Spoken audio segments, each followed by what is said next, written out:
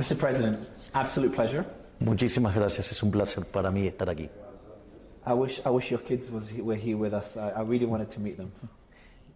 Four-legged kids.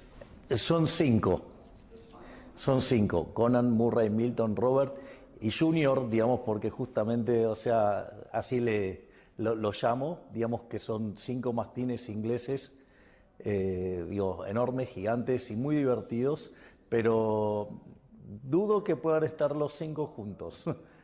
Porque perdieron el hábito de manada cuando eran chicos durante la pandemia. Entonces es como que se complica tenerlos juntos. Pero a mí también me encantaría traerlos conmigo, pero desplazarlos no es tan fácil. Pensá que hay, por ejemplo, el más alto de ellos, que es Milton, en 2 patas mide 2 metros. I wish I could meet him. I think this is gonna be officially my biggest introduction for a presidential interview I've ever done, because of the things, the way I want to frame it for the audience and the things you've achieved in such a short period of time. So, you came in to Argentina as president, surprised many when you became president, and the country was broken into pieces economically. The country's already defaulted 7 times on its debt, 3 times since 2001. Inflation hit 1% per day. Some people say even up to 2%, which is, for people listening, it's 3,700% annualized. The US is what, at 2.3%. 17% of your GDP was being lost to twin deficits. Over half your population was living under the poverty line. The central bank reserve was at negative 12 billion.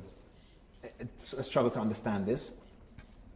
A third of all IMF loans were held by Argentina. The exchange rate was in chaos.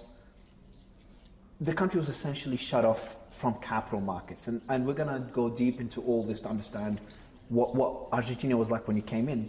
And more importantly, what you did with the country within months. You brought down inflation by 90%. You've finally achieved a fiscal surplus. You've stabilized the currency. You regained trust, the international community and the IMF. And again, you did all this within months. So for me, it's just mind-boggling, and I've got a lot of questions to really understand how you achieved that and all the obstacles you faced on your journey. Now, just before going into that discussion, which will be the predominant thing we discuss, I want to compare it quickly to something that's dominating the news and what's happening in the US. They have a big bill that's coming out now. And that bill kind of, for me, represents what other economies are struggling with when it comes to debt. The bill does cut spending by $1.2 to $1.6 trillion, but it also increases the debt ceiling by $5 trillion. And over the next decade, will increase debt by $2.4 trillion.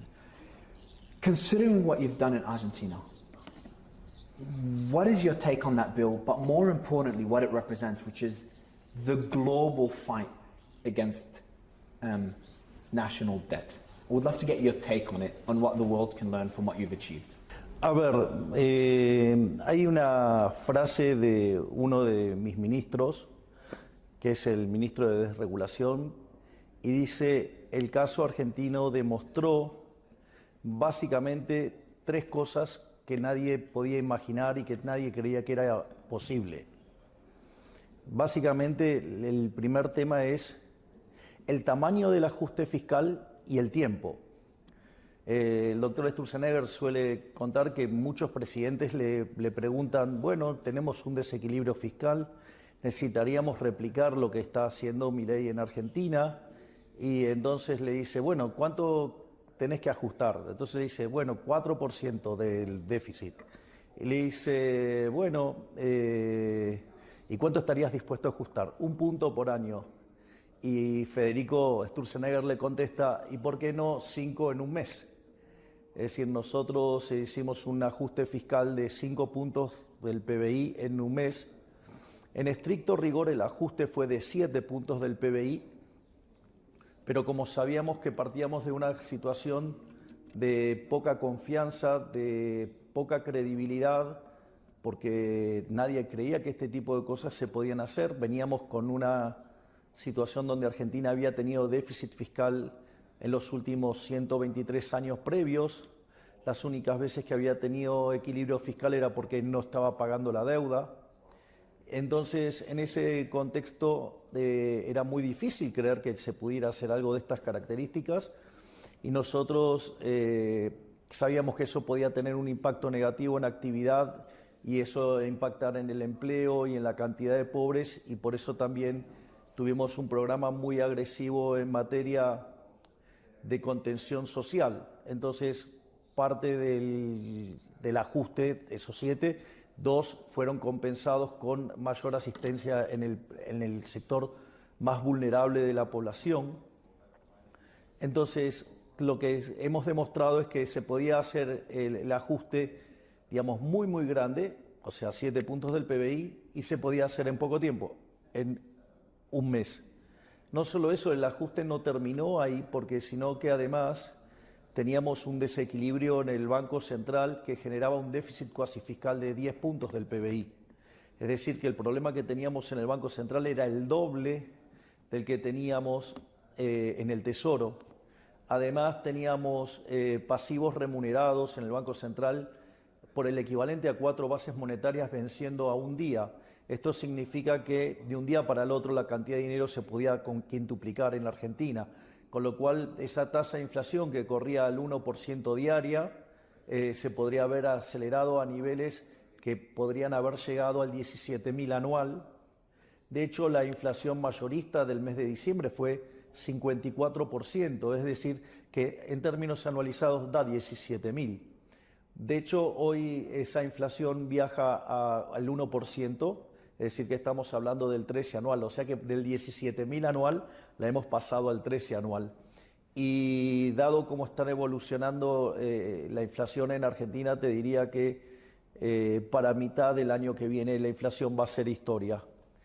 Esa es la primera dimensión, ¿no? Digamos, la magnitud del ajuste y el tiempo en el que se hizo. O sea, la segunda dimensión, que también es lo que sorprende, es vos vas a cualquier libro de macroeconomía y si haces un ajuste de la mitad del que hicimos nosotros, la evidencia señala que el PBI debería haber caído por lo menos 15%.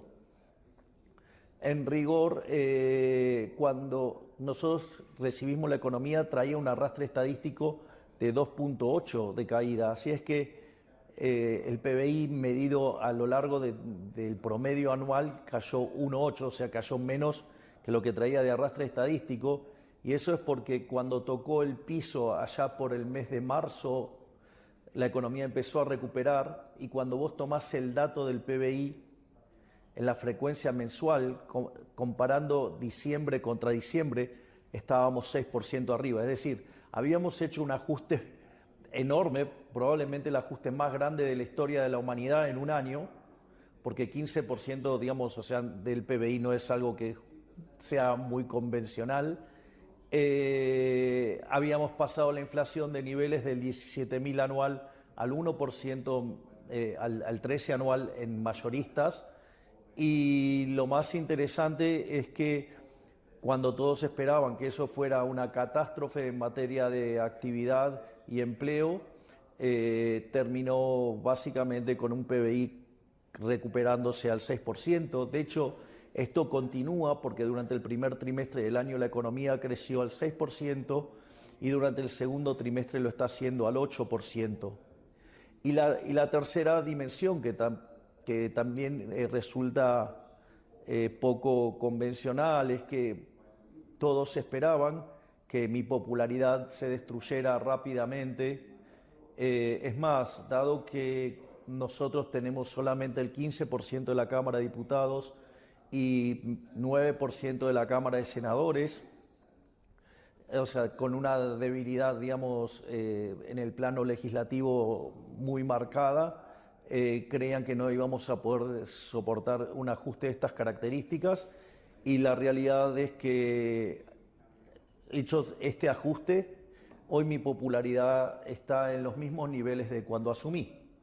Por lo tanto, pero con una situación donde las expectativas de los individuos mejoran día a día, y por lo tanto, digamos, eso sirvió para romper distintos mitos Ahora, la realidad es que eso no quiere decir que cualquier ajuste va a tener estos efectos, porque en rigor este ajuste ha sido expansivo, porque cuando vos tenés que poner las cuentas fiscales en orden, bueno, vos lo podés hacer de dos maneras distintas. Una es subiendo los impuestos, la otra es bajando el gasto público.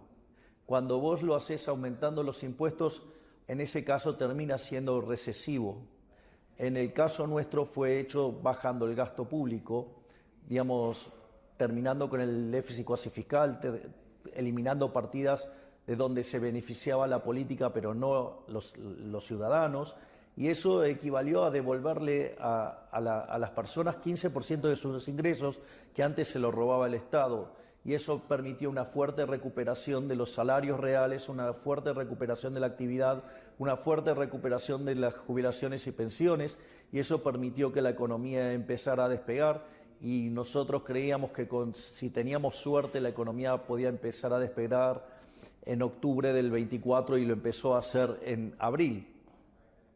A eso también un mecanismo para acelerar la forma en la cual la economía se podía recuperar. Empezamos un ambicioso programa de reformas estructurales y nosotros enviamos un decreto, que básicamente es el DNU 7023, y mandamos la ley bases. Eran cerca de 1000 reformas, de esas 1000 reformas sobrevivieron 800, y eso implicaba, digamos, que estábamos haciendo en el primer semestre una reforma estructural 8 veces más grande que la que había hecho Menem, que era la reforma estructural más grande de la historia. Es más, cuando entramos en la segunda parte del año, el doctor Sturzenegger se incorpora de manera directa como ministro, porque en ese momento trabajaba como asesor externo, porque él estaba dando clases en Harvard y se le complicaba, digamos, estar digamos, en la función y dando clases. Se agregaron 900 reformas más, entonces terminamos el año haciendo 1700 reformas estructurales. En este momento ya superamos las 2500 reformas estructurales y nuestro objetivo es convertirnos en el país más libre del mundo. De hecho, hace poco, digamos, uno de los premios que recibí fue por parte de Heritage Foundation, que básicamente nos premió por haber hecho, digamos, el mayor salto en términos de libertad económica de la historia, y solamente contempla el DNU, o sea, las primeras 300 reformas. Si uno toma, para tener un orden de magnitudes, toda la reforma completa entre DNU y ley bases, eso hubiera implicado un salto de 90 puestos en términos de libertad económica. Por lo tanto, nosotros frente al próximo índice estamos muy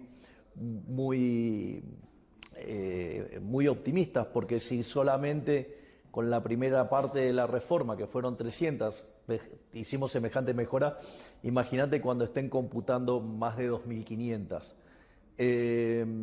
Pero, de nuevo, es más, en términos de relación deuda-producto, la relación deuda-producto cayó, cuando nosotros sinceramos la economía, pasó de niveles cercanos al 100% a niveles de menos del 40%.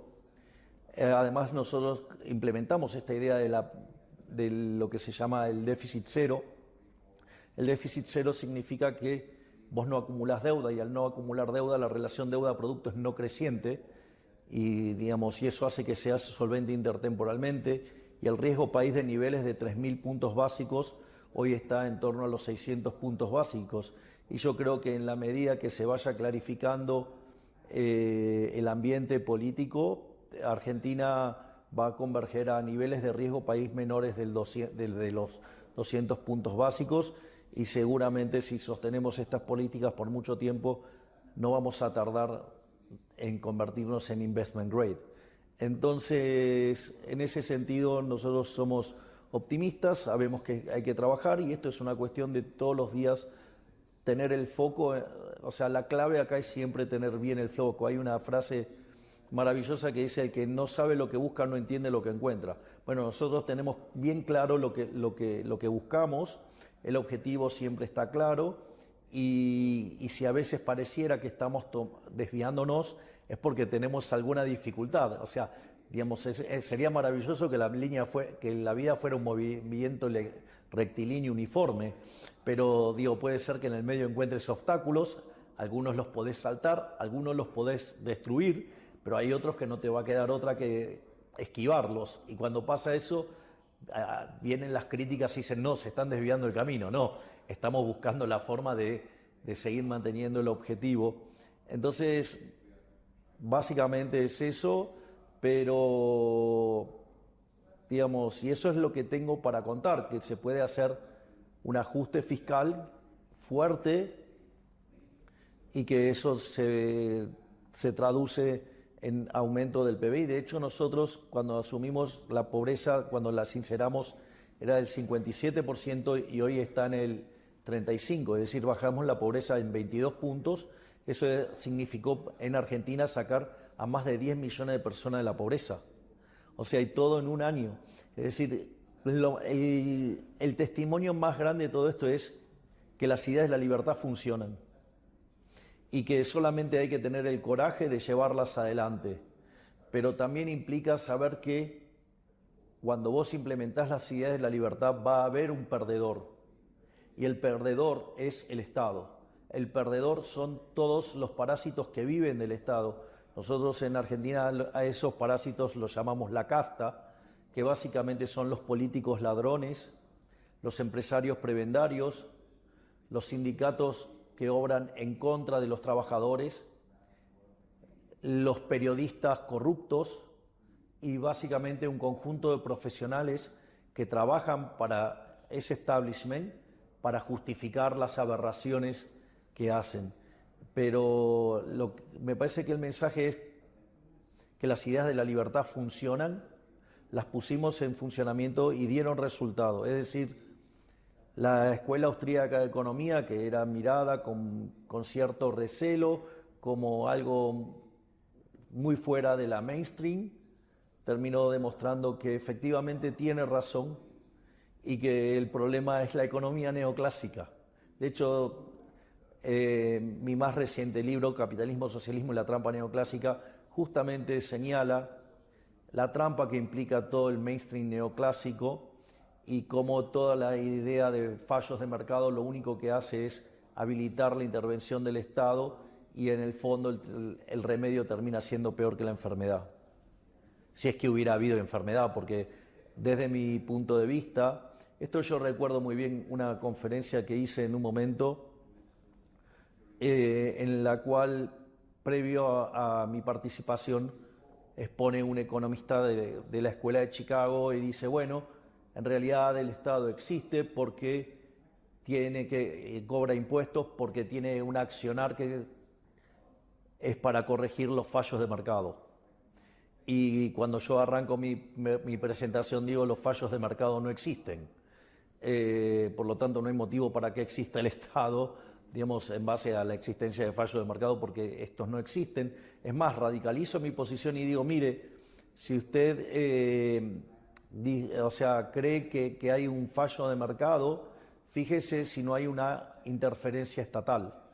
Porque si hay una interferencia estatal, el problema no es el mercado, es la interferencia estatal. Y si después de hacer el análisis no encuentra la interferencia estatal, vaya y hágalo de vuelta, porque entonces estoy seguro que está mal.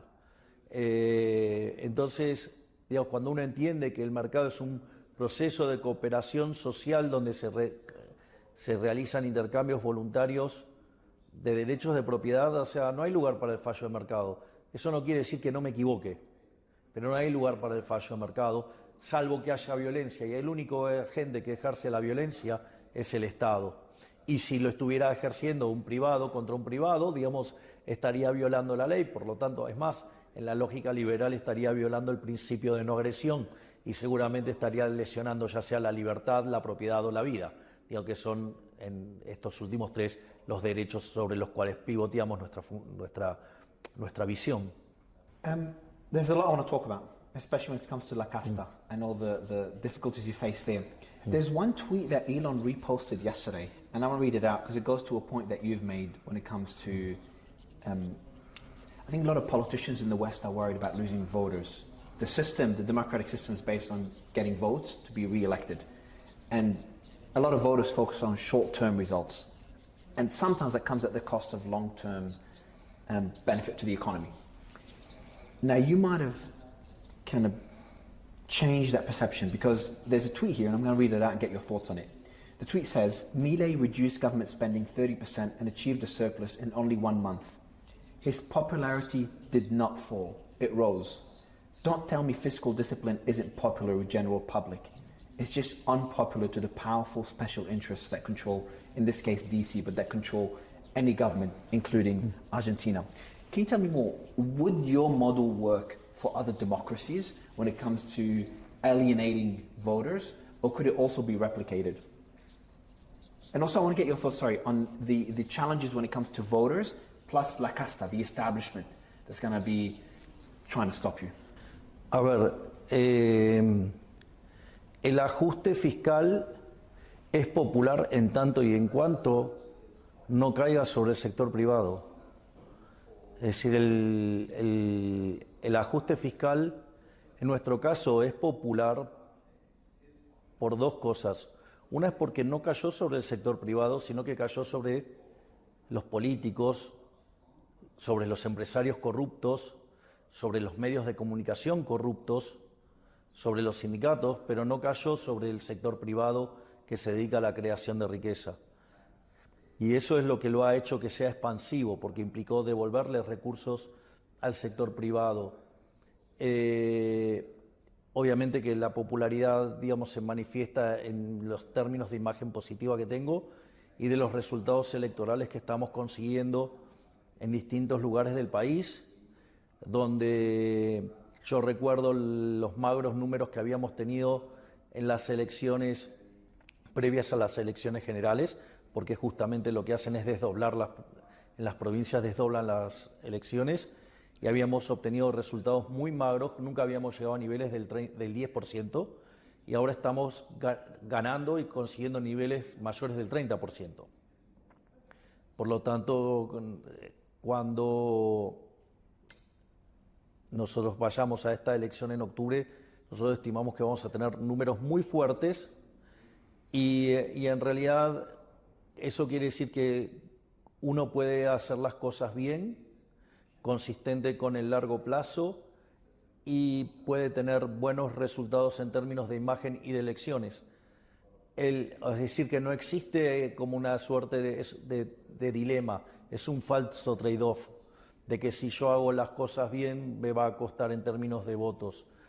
Pero la realidad es que yo creo que esto también yo lo pude hacer porque yo lo dije en campaña. Yo hice campaña con una motosierra y anunciaba, digamos, que iba a recortar el gasto público.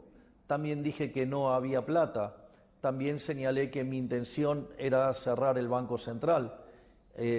Digamos, la gente lo asoció con dolarización, pero yo básicamente hablaba de una competencia de moneda y consideraba que endógenamente el sistema se podía ir dolarizando, y de hecho las últimas medidas que hemos estado tomando esta semana van en esa línea para que la gente pueda monetizar la economía con sus ahorros que estaban fuera del sistema.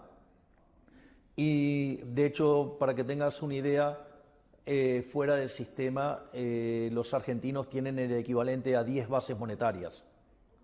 Sí, así como te lo digo.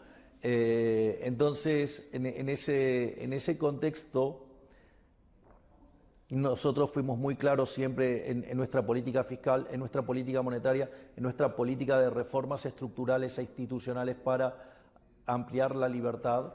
No solo eso, digamos, fuimos también muy claros en nuestra política de seguridad, ya sea la seguridad interior, digamos, bajo el lema de el que las hace las paga.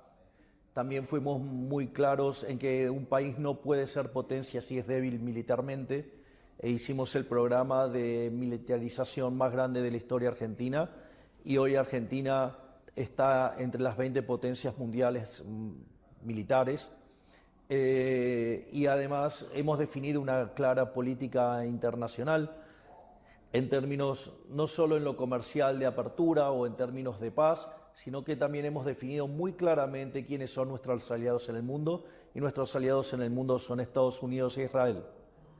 Digamos, porque básicamente son los mejores exponentes de lo que es lo que se considera Occidente, la cultura occidental.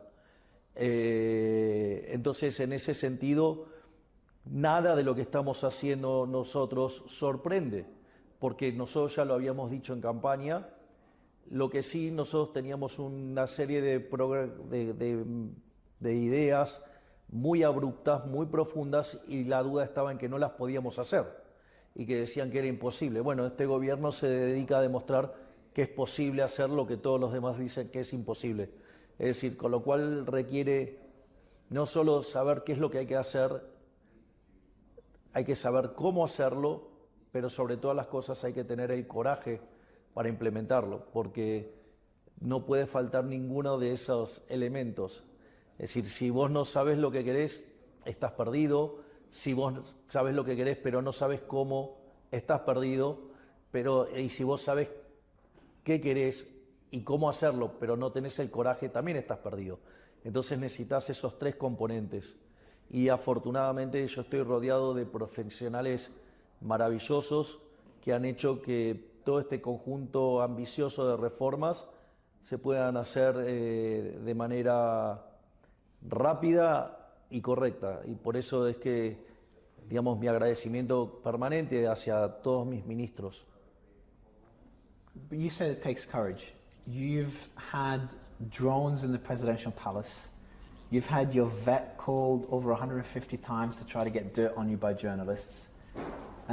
You've had, President Trump, your friend, was almost shot.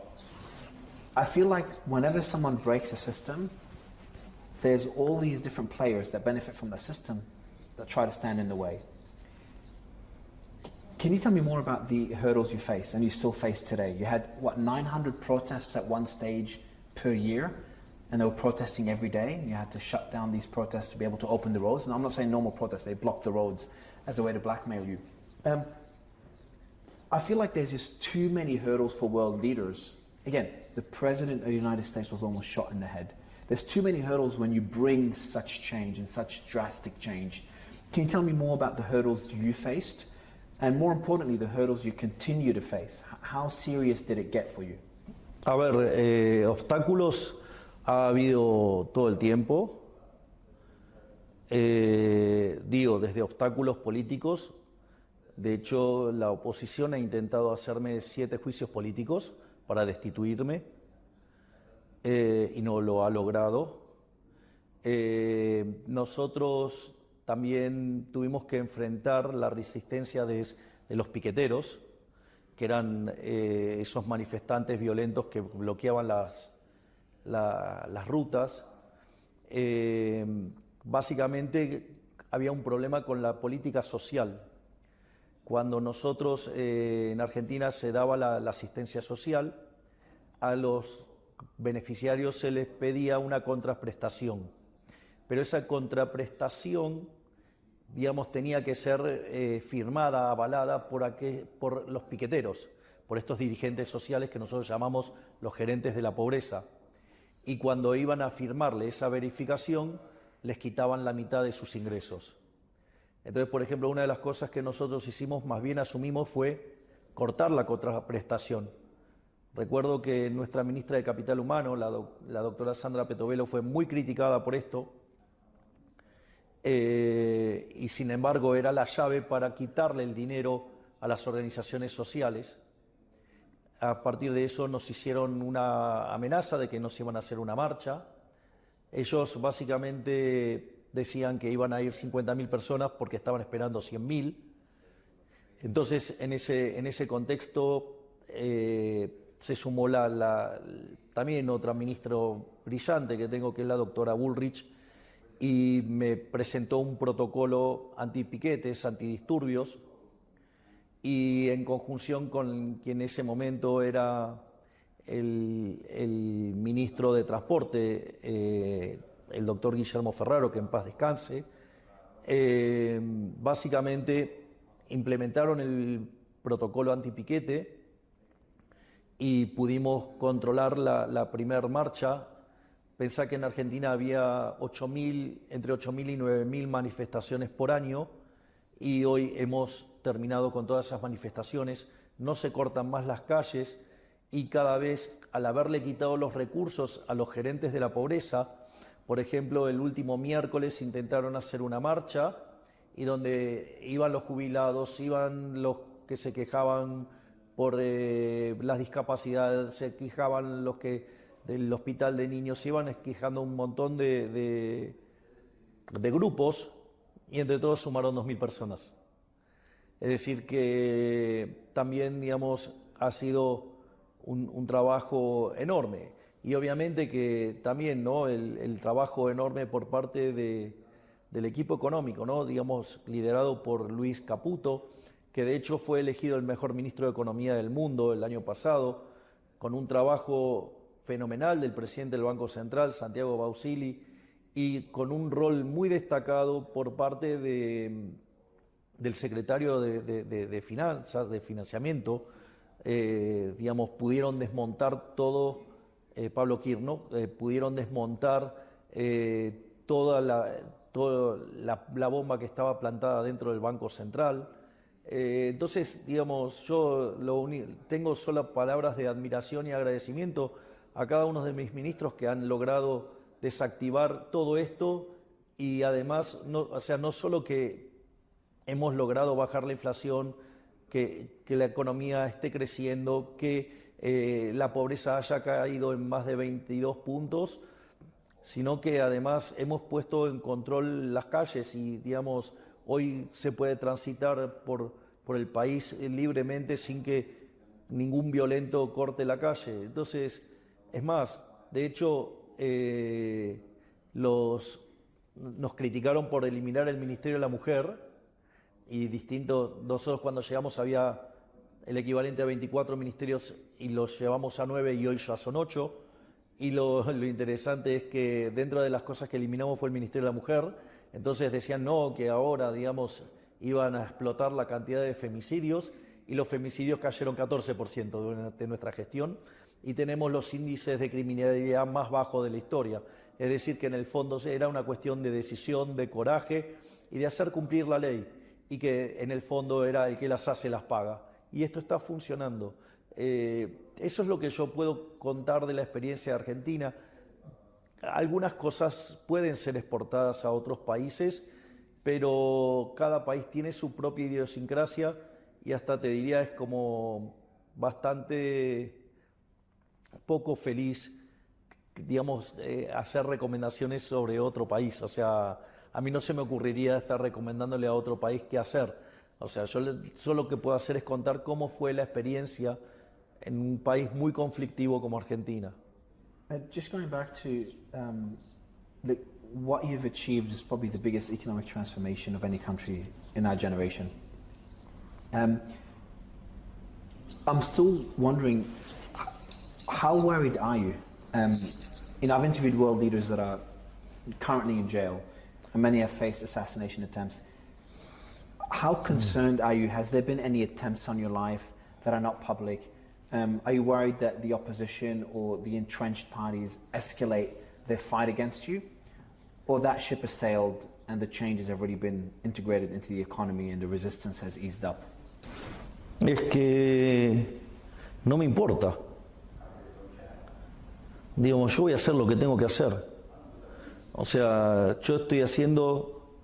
O sea, de hecho no estoy inventando nada. Lo único que estoy haciendo es aplicar las mejores técnicas y prácticas en el manejo de la política. Y no tengo nada que temer, porque lo que estoy haciendo es por el bienestar de los argentinos. Los resultados me avalan y las consecuencias que puede tener de haber estado tocando intereses, bueno, es parte de la vida misma. Por lo tanto, yo, digamos, lo que no me voy a permitir a mí es dejar pasar esta oportunidad de hacer lo que yo creo que hay que hacer. Si durante tantos años dije que había que hacer algo de una determinada manera, no voy a negociar eso, lo voy a hacer. Más tarde, más temprano, pero lo voy a hacer. Y bueno, y después las consecuencias que, bueno, se evaluarán. Es decir, yo entiendo lo sucia que es la política y con todos los intereses que estoy tocando, digo, puede ser que, digamos, haya represalias, pero bueno, a mí mi tranquilidad es de que yo en todo momento, todo lo que hago está dentro del marco de la ley. Entonces, esa es mi tranquilidad. Y después, a ver, todos estamos expuestos a riesgos. Así que digamos, digo, con lo cual, digamos, ¿de qué vale la pena vivir la vida si no es para hacer lo correcto y luchar por los sueños? O sea, por eso no me da miedo nada. You said we all face risks, but I feel like a lot of these world leaders, they're in a position where they can go to the extreme to do what's necessary, or start meeting opposition parties or the entrenched parties somewhere in the middle. It's like, all right, look, I know you want to achieve this, Mr. President, but let's just meet halfway. Otherwise, and they threaten you. Have you faced those threats? What I'm trying to understand is behind the scenes, what were those discussions like? What were those challenges like? Because I don't think everyone has your mentality and kind of bulldozing through it all with a chainsaw. Sí, pero digamos, yo no estoy dispuesto a ceder. Yo, digamos, diseño la política en términos morales, en términos éticos y morales. Entonces, digo, es como que yo te dijera, detesto esa teoría de política de lo justo, que es el valor medio. Yo lo llamo la dictadura de las funciones cóncavas. Cuando vos tenés una función cóncava, si es una función que crece, encuentra un máximo y después decae. Entonces el máximo estaría en algo intermedio.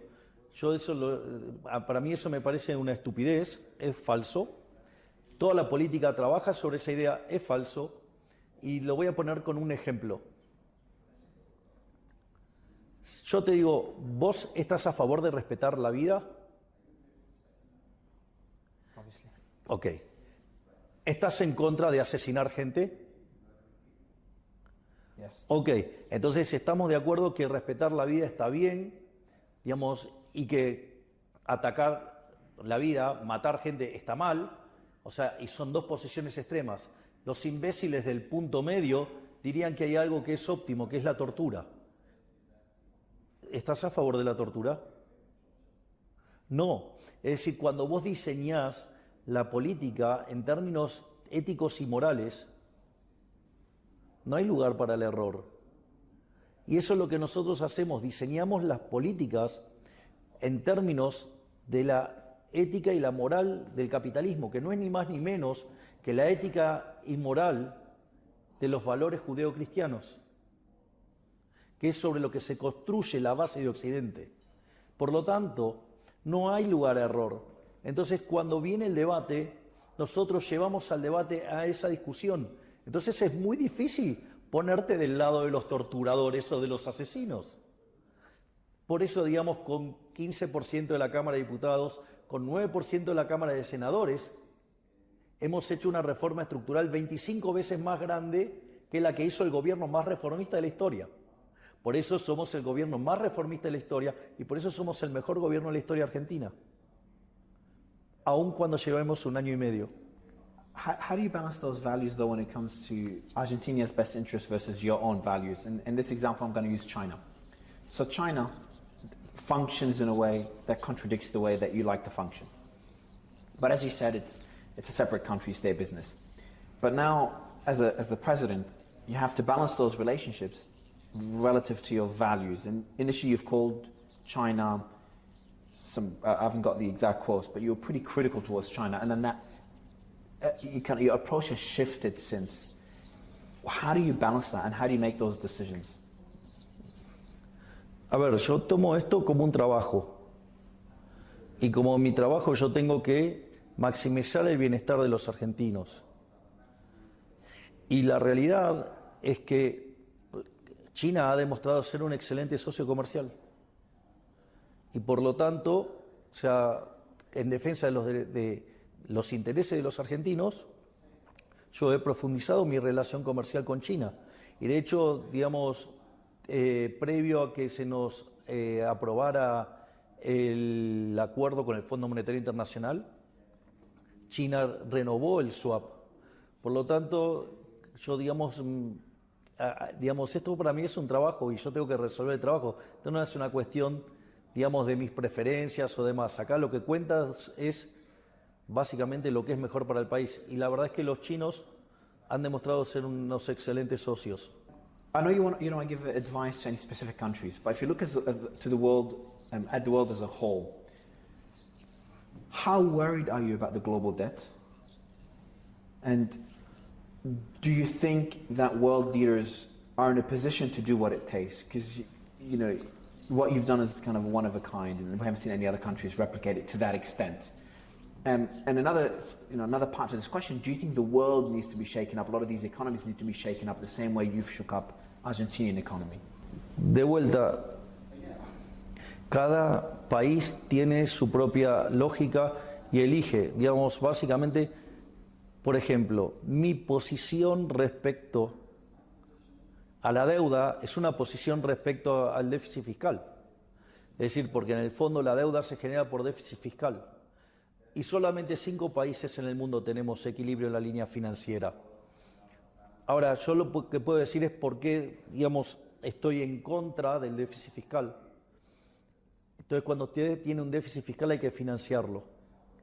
Naturalmente, si usted lo financia con deuda, a mí me parece algo aberrante, porque la deuda son impuestos futuros. Entonces quiere decir que la fiesta de las generaciones presentes se la estamos pasando a nuestros hijos, a nuestros nietos, o hasta generaciones que ni siquiera todavía han nacido, o generaciones que no pueden votar. Por lo tanto, me parece profundamente inmoral. Por eso, digamos, durante nuestro gobierno, en el primer año, la deuda en Argentina cayó más de 40.000 millones de dólares. O sea, tremendo dato. O sea, nosotros tenemos una deuda de 500.000 millones y hoy es de 450.000. Es decir, bajamos la deuda en cerca de 50.000 millones de dólares. No solo eso, sino que, pero también considero que los impuestos presentes son malos. Yo considero que los impuestos son un robo y por lo tanto hay que achicar el tamaño del Estado para poder bajar los impuestos. Y si lo financiáramos con emisión monetaria y eso generara inflación, también eso es un impuesto altamente regresivo porque castiga con más fuerza a los más vulnerables, sino que además distorsiona los precios y por lo tanto conduce a una mala asignación de recursos y por ende termina penalizando el nivel del PBI per cápita en términos de niveles. Por lo tanto, en ese sentido, digo, mi postura es una postura contra los impuestos, contra el Estado.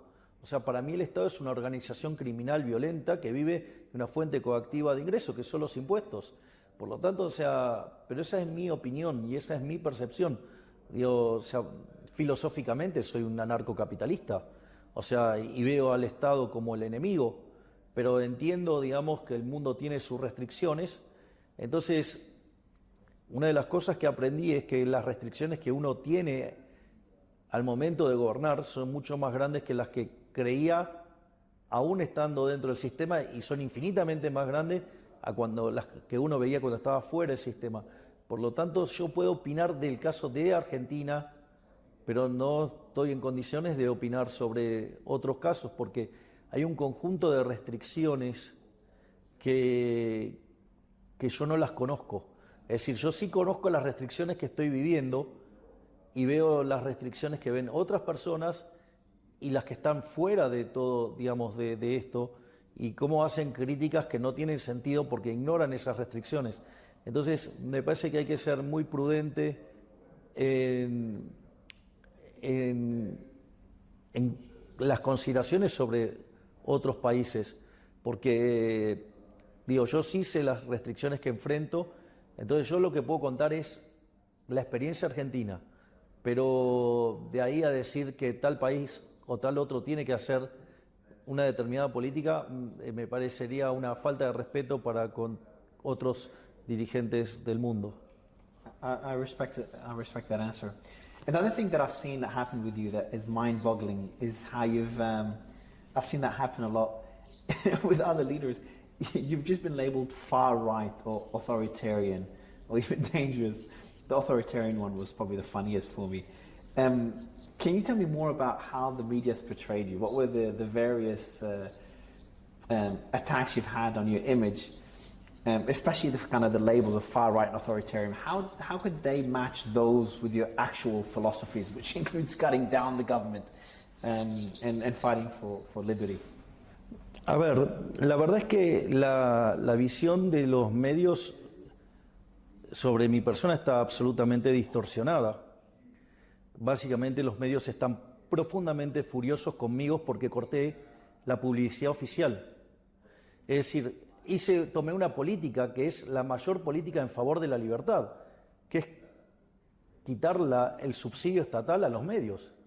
Y evidentemente eso los tiene muy violentos y han inventado todo tipo de mentiras sobre mi persona. Han dicho que, por ejemplo, yo soy zoofílico, han dicho que tengo una relación incestuosa con mi hermana, han dicho que soy homofóbico, han dicho barbaridades, hasta me han dicho nazi. Es decir, entonces, y los medios mienten todo el tiempo, dicen todo tipo de mentiras, mienten sobre mí, mienten sobre personas del espacio, mienten sobre nuestras políticas, y nosotros lo que hacemos es solamente exponer sus mentiras. Y yo no creo que eso sea violento, eso creo que es parte de, digamos, si vos mentís, bueno, hoy el archivo es instantáneo y las redes automáticamente te van a mostrar las mentiras. Entonces, digamos, aquellos periodistas que me dicen las barbaridades que me dicen, a mí me gustaría que alguna de esas cosas que dicen la puedan probar, porque no han podido probar nada de eso. Mienten, calumnian, injurian, dicen un montón de cosas. Entonces yo le preguntaría a los periodistas, mentir, calumniar, injuriar, ensuciar a una persona, ¿está bien? Yo creo que no. O sea, hay que tienen privilegios por ser periodistas, que se creen seres superiores, que pueden arruinarle la vida a cualquier ser humano y esa persona no se puede defender. O el argumento de la simetría, ay no, bueno, pero él es presidente. ¿Y qué tiene que ver la simetría? Si vos estás mintiendo, o sea, si vos no querés que yo te conteste, lo primero que tendrías que hacer es no mentir. O sea, lo primero que deberías hacer es no mentir. Cuando no mentís, yo no reacciono. Ahora, si estás mintiendo, y obvio que voy a reaccionar. Y es más, si la mentira se puede probar, lo voy a hacer y te voy a desenmascarar frente a la sociedad por el mentiroso que sos. Entonces, y eso, digamos, ¿eso es violencia? Eso no es violencia. Digo, porque violencia sería si yo utilizaría el aparato represivo del Estado para perseguir periodistas o para perseguirlos fiscalmente, y sin embargo eso no lo hago. Sin embargo, en otros gobiernos sí se hacía y no decían nada. ¿Por qué? Porque recibían sobres con dinero. Y entonces callaban, miraban para otro lado o no les importaba. El problema es que yo les corté el financiamiento. Es decir, digamos, porque no son ciudadanos privilegiados. Y eso es lo que los tiene violentos. Y además han perdido el monopolio de la palabra, porque hoy las redes sociales han democratizado la comunicación y eso los pone todavía profundamente más violentos. Pero bueno, nada, no saben vivir en libertad. Dicen que defienden la libertad de expresión, pero es libertad de expresión para ellos y censura para el resto. Entonces, ¿en dónde dice que yo no puedo contestarle a un periodista cuando miente? ¿Por qué no puedo usar mi red de X para contestarle a un periodista cuando miente? ¿Por qué no puedo exponerlo públicamente cuando está mintiendo? ¿Por qué no se dedican a decir la verdad? Sin embargo, no lo hacen. O sea, el problema sería mucho más fácil. Si dejan de mentir, no tendré por qué contestarle. Pero si siguen mintiendo, le voy a seguir contestando con la verdad. ¿O acaso mentir está bien? Sorry, I don't know if the translation was right. Did a journalist really try to... The Nazi one I understand, because they throw that word against any leader they don't like. It's become like a fashionable thing to do against anyone you don't like. But did you just say one of the rumors they tried to fabricate is that you had an incestuous relationship with your sister?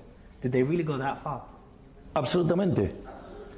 Absolutamente. De hecho, digamos, han dicho eso y han dicho que además tenía una relación zoofílica con mis perros. That's just stupid.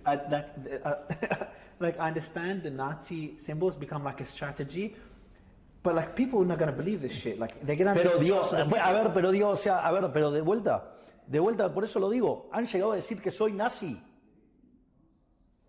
Digo, no hay persona más pro-Israel en el planeta que mi caso. Estoy viajando a Israel para recibir el premio Génesis, que es el premio Nobel judío. Soy el primer no judío que gana el premio Génesis. Y los periodistas argentinos me dicen nazi. I don't know that's, everyone talks about the death of mainstream media. I think you've explained why this is happening when it gets weaponized against anyone that threatens them. But essentially what you've done is you've cut off funding, government funding, to these media outlets, and that led them to go on the attack. Bueno, obvio, están profundamente ofuscados, porque justamente, digamos, se les cortó el financiamiento. Pero hago una pregunta, ¿está mal dar subsidios? Si está mal dar subsidios, ¿por qué, digamos, los periodistas tienen que tener subsidios? Digo, ¿qué son una casta privilegiada? ¿Son personas privilegiadas? Es más, nosotros sostenemos abiertamente que la gente no odia lo suficiente a los periodistas. Es decir, la gente odia a los políticos. Si conociera cómo son los periodistas, los odiaría infinitamente más. Bueno, no por nada, digamos, hoy en la Argentina la imagen de los periodistas es tan mala como el Parlamento. I have a final question for you, Mr. President. I'm going to break it into two parts. First one, describe Argentina in, let's say, 2030, if we continue on this path. What would the country look like? That's the first part of the question. And then the second part is more related to the rest of the world. You did say that 80% of economic theory is wrong. It's rooted in neoclassical errors.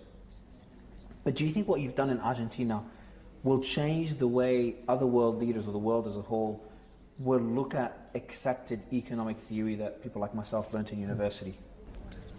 A ver, yo considero que Argentina, cuando yo deje el poder en Argentina, Argentina va a ser el país más libre del mundo. Argentina va a estar en un sendero de crecimiento que va a hacer que en el lapso de 30 a 40 años sea la primer potencia mundial. Ese es el respecto a Argentina. Respecto a la teoría económica, de hecho, con el doctor Demian Reidel estamos trabajando en el rediseño de la teoría económica, ya que encontramos un conjunto de fallas en la estructura neoclásica que merecen ser corregidas, y eso implica corregir el 80% del diseño de la teoría económica base. Así es que si lo van a tomar o no, no lo sé. Digo, pero quizás se van a tener que rendir frente a los resultados. Mr. President, congratulations. I know it's only been 1.5 years. You've got a long time ahead of you, potentially another 4 years after that. But congratulations on what you've done to one of the most beautiful countries in the world, Argentina. And I think there's going to be a lot. I know you've been humble in not giving advice to other countries. There's going to be a lot that other countries around the world learn from what you've achieved. It's nothing short of a miracle. So thank you for everything. Muchísimas gracias. Thank you, sir. Appreciate it.